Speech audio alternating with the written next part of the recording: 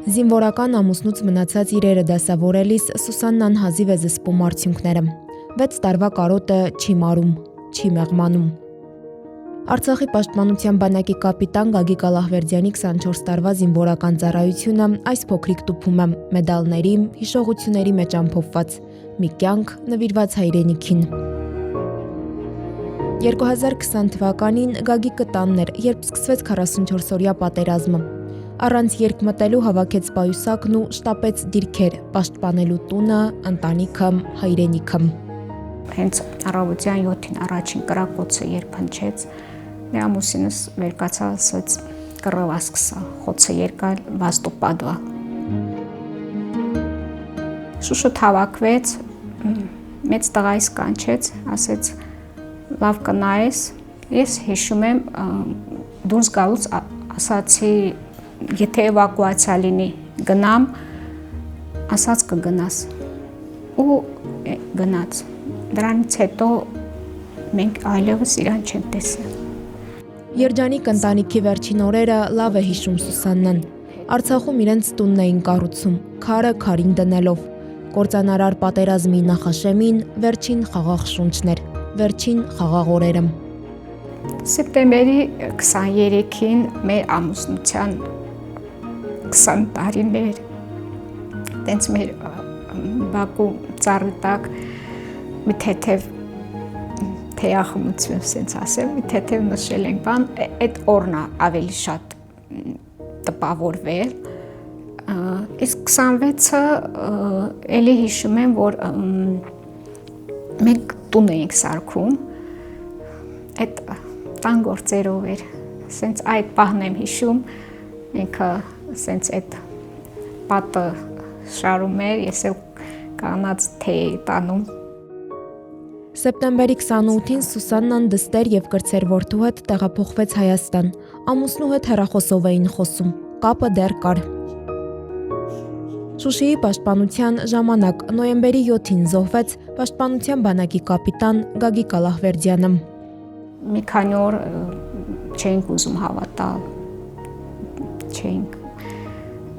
մտածում ենք, որ կենթանի է, գալու է, բայց ամսի 13-ին, որ սկսեցին արդեն Շուշիից դիակները հանել, արդեն, որ ասում է, վերջին հույսը կտրվեց էլի, զոհվել են նոյեմբերի 7-ին Շուշիի բատուցներում։ Փոքր տղային էր շատ կարոտում, անդադ ասում էր բեր տեսնեմ, Տիգրանն էլ չէր սիրում կամերան, տենց սպասում էր, որ բերեմ նայելի տեսնի, ու ասում էր սխկաց, միշտ դա ասե, երեխոց մոտ քեզ ուժեղ պահիր, ու երեխեքին լավ նայիր։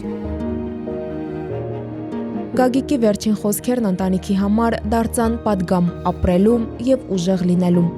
2020 թվականի նոյեմբերի 21-ին Սուսաննան երեխաների հետ վերադարձավ Արցախ։ Պատերազմում զոհված ամուսինը հուղարկավորվեց Ստեփանակերտում, ընտանեկան գերեզմանատանը։ Շատ ծանր էր, որ դուռը բացում ես ու գիտես, որ այդ դռնով քո ամուսինը ներս չի մտնելու։ Ու իր շորերը, իր իրերը։ Մինչև 2023 թվականի սեպտեմբերի անպատերազմը Սուսաննան զավակների հետ ապրեց ամուսնու ձեռքերով կառուցած տանը։ 2023 թվականի սեպտեմբերին բռնի տեղահանությունից հետո ապաստան գտան Մայր Հայաստանում։ Կյանքը սկսեցին զրոյից։ Սկզբում ապրեցին վարձով, հետո օգտվեցին Հայաստանի կառավարության բնակապահովման ծրագրից, ձևակերպեցին հիփոթեքային վարկ ու գնեցին այս բնակարանը։ Եվ ուրախություն կար, որ արդեն քո տունն է, տանտերը չի գալու ասի այս խնդիրը, այն խնդիրը անդադ զանգի բան,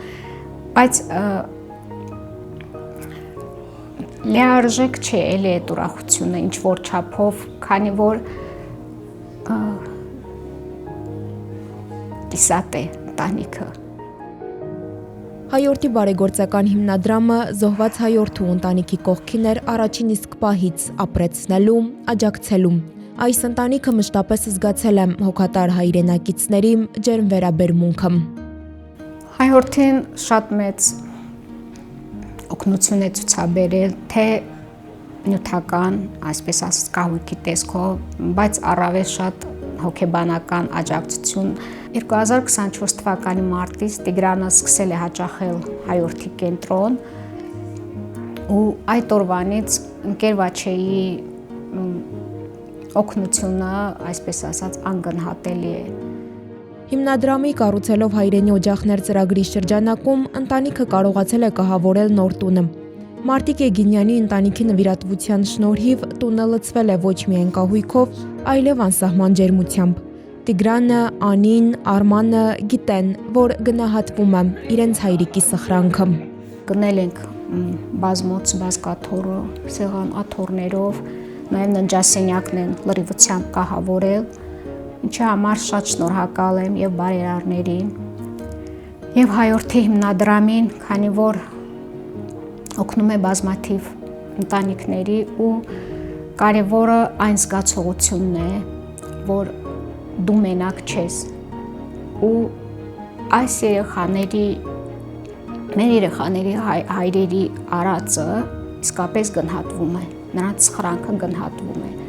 Մի պարզ երազանք ունի Սուսաննան՝ խաղաղ երկինք, որպեսզի որդիները երբեք չանցնեն նույն ճանապարհը եւ մի օր կարողանա ծաղիկ խոնարհել Արցախում հուղարկավորված ամուսնու Շիրիմին։